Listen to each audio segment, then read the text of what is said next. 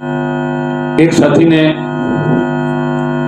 کہا ہے کہ کوئی ایسا نسخہ بتلا دیجئے جسم میں کمزوری رہتی ہے، قوت مدافعت بہت کم ہو چکی ہے، اور اسی طرح جوڑ جو ہیں وہ ان کے اندر درد رہتا ہے، جسم کمزور سست رہتا ہے، اور اسی طرح بلغم، ریشہ، سردی اس نے تو برا حال کر دیا ہے۔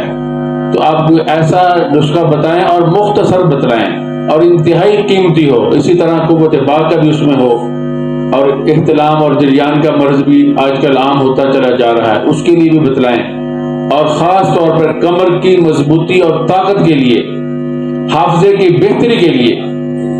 تو یہ سردی کا موسم ہے، تو میں اسی مناسبت سے آپ کو ایک مختصر سا ٹوٹکا بتلا دیتا ہوں۔ انشاءاللہ جو بھی استعمال کرے گا وہ دعائیں دیے بغیر نہیں رہ سکے گا۔ آپ اس نسخے کے اجزاء نوٹ فرما لیجئے۔ 3 چیزیں ایسی ہیں جنہیں میں خشک میوہ جات کا سلطان سمجھتا ہوں۔ نمبر 1 بادام، سب سے اعلیٰ چیز۔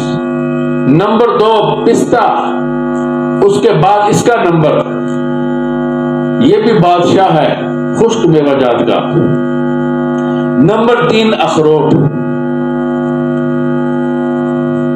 آپ نے کرنا یہ ہے، آپ نے 1 اخروٹ لے لینا ہے، 7 بادام لے لینے ہیں، اور 7 ہی پستے لے لینے ہیں، اور تقریباً 11 کشمش کے دانے لے لینے ہیں۔ ان کو ہلکا سا کوٹنا ہے، کوٹنے کے بعد آپ نے اس کا ایک لڈو بنا لینا ہے۔ جب آپ اس کو مسلیں گے تو اس کا ایک لڈو بن جائے گا، اور آپ نے ایسے کرنا ہے، دودھ کو گرم کرنا ہے۔ جب دودھ ٹھنڈا ہونے کے قریب آئے تو وہ لڈو دودھ میں ڈال دینا ہے،